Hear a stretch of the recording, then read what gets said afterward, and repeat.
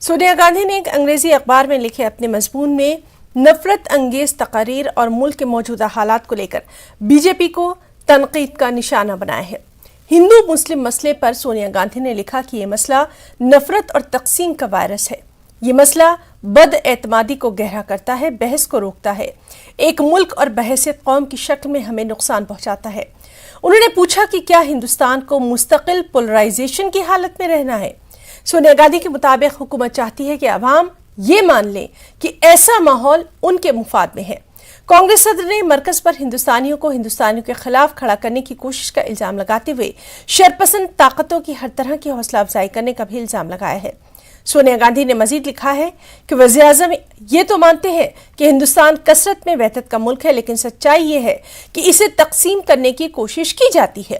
سونیا گاندھی کے مطابق آج ہمارے ملک میں نفرت، تعصب، عدم برداشت اور جھوٹ کا راج ہے۔ اگر اب بھی ہم نے اسے نہیں روکا تو آنے والے وقت میں اتنا نقصان ہوگا کہ ہم اس کی تلافی تک نہیں کر سکیں گے۔